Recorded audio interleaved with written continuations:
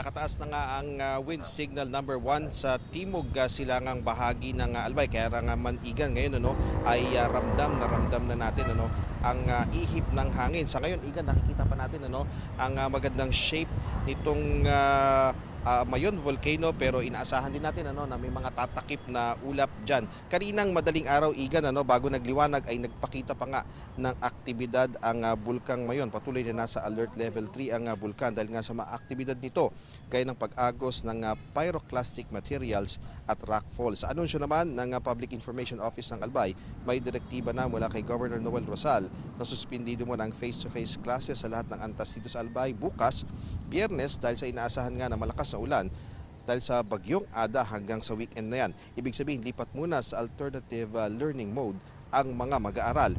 Inatasan na rin ang mga LGU na tiyaking mailikas ang mga nasa vulnerable areas, lalo na ang mga lugar na may potensyal na magka-lahar flow. Kaya naman dalawang hamon Igan ang kinakaharap ng mga residente rito. Patuloy ang pag-alboroto ng bulkang Mayon, kaya maaaring itaas pa sa alert level 4 ang status ng bulkan. Ang bagyong Ada na maaari namang mag-trigger ng lahar flow kung malakas ang ulan gaya sa bayan ng Ginobatan. Kaya inaasahan na ng kanilang alkalde na si Ann Onghoko na mas darami pa ang kanilang evacuees. Nung una, may 4 na pamilya lang na lumikas mula sa 6-kilometer permanent danger zone, pero umakyat na ito sa 23 families o 83 individuals nang lumikas ang mga nasa extended danger zone na 7 to 8 kilometer radius nang makaranas nga ng ashfall na hindi na kinaya ng ilang residente. Sakaling itaas naman sa alert level 4 ang status ng bulkang Mayon, halos 12,000 na individuals ang kailangang ilikas sa bayan ng Ginobatan. Kapag kasi malakas ang ulan,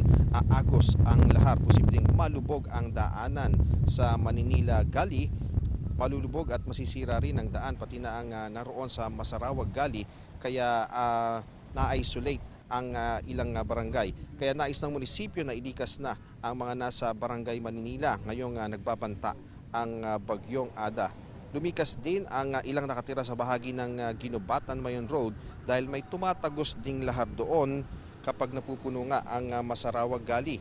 Wala ring makadaang sasakyan dahil sa tubig na may kasama pang malakas na buhangin. At Igan, ang sabi sa atin ng alkalde ng Ginobatan ay magsasagawa na nga sila ng pre-disaster risk assessment ngayong araw at sisikapin na rin nilang mailikas ang mga residente doon nga sa mga area na posibleng magkaroon ng lahar flow.